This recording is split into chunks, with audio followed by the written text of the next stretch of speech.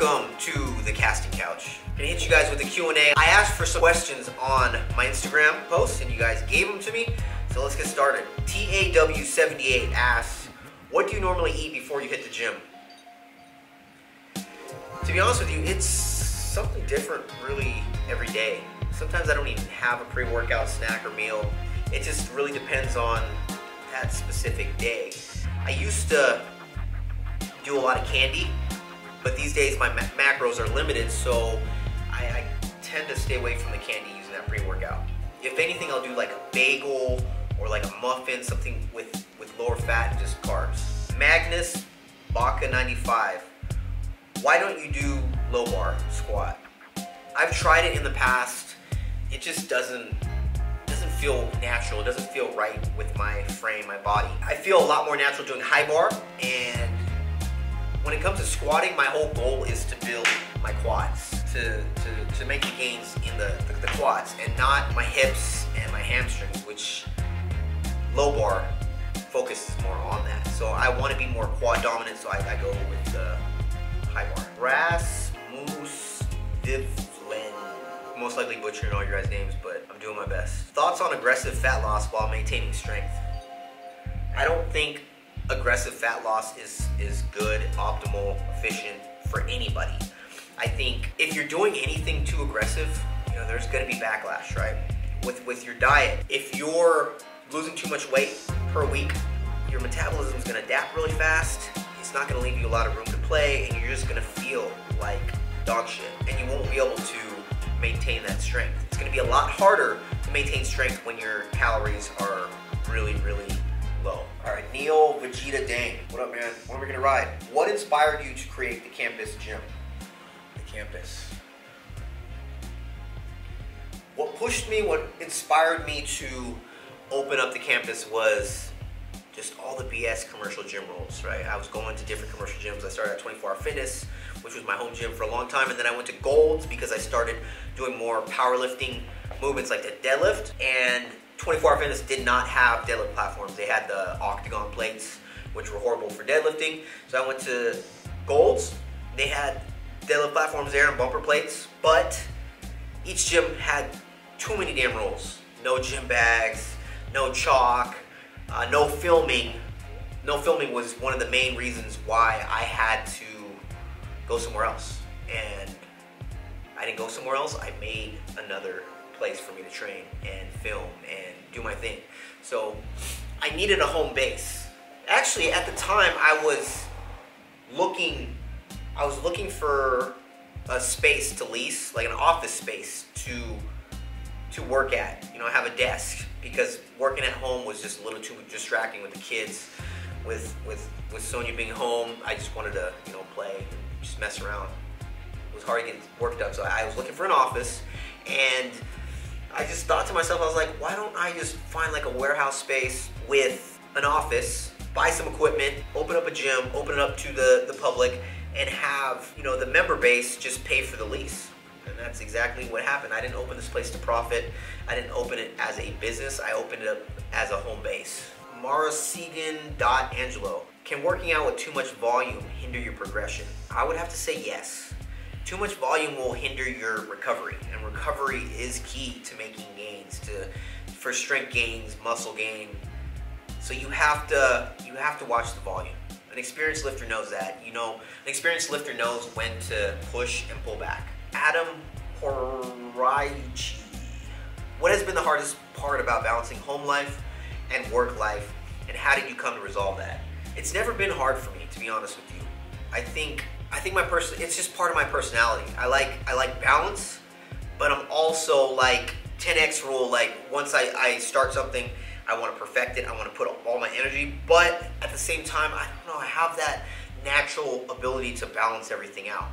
I'm not about neglecting one thing. Say like you're putting all your time and effort, energy into your career, your job, your business, and then your marriage sucks or your relationship with your kids suck. Like that just doesn't work, right? You don't want that, and that would bother me.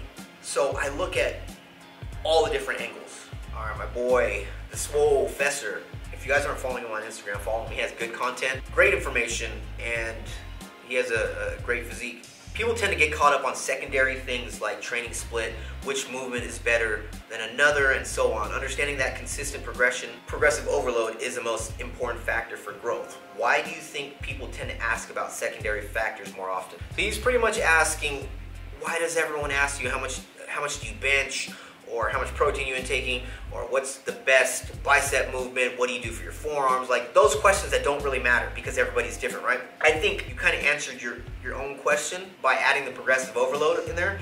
I think the main thing is majority of the fitness public doesn't know what progressive overload is. That'd be a whole different video, but I've talked about it many times.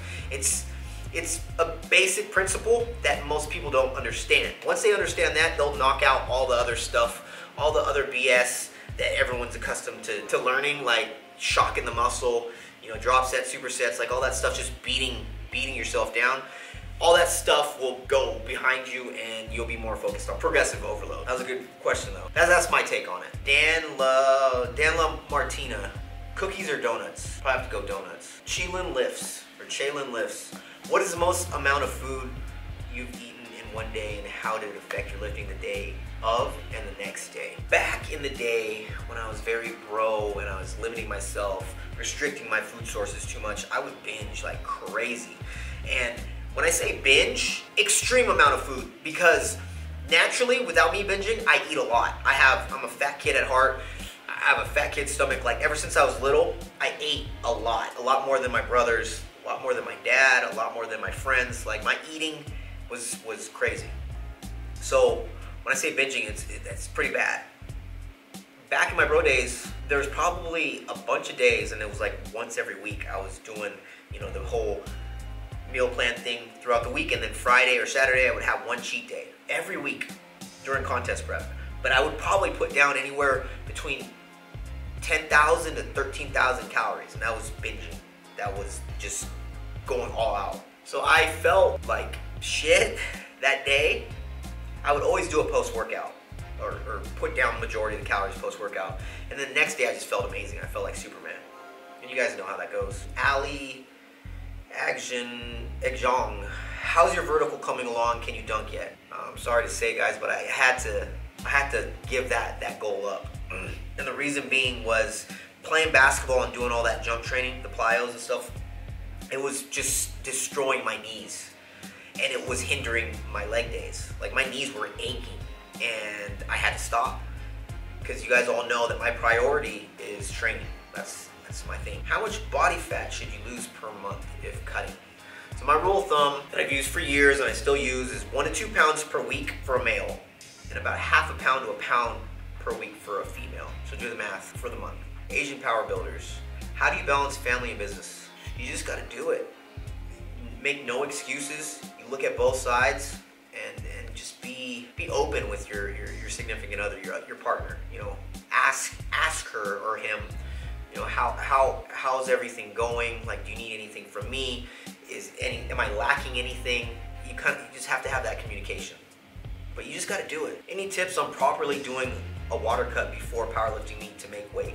And Chris Gaines with a Z Fit asked that question. I don't think cutting water to make weight for anything is optimal or good. Ideally, for a powerlifting meet, which this is what I do for clients that are getting ready for meets that need to make their classes, I get them under their weight requirement like 2 weeks out.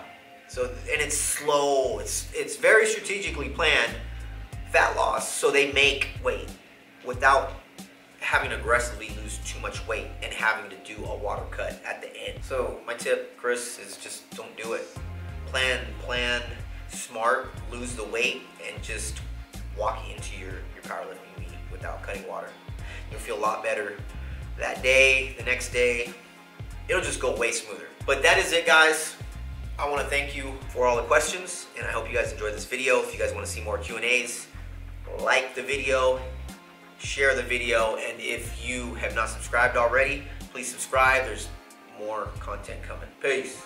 You go, I go, you stay, I stay. One song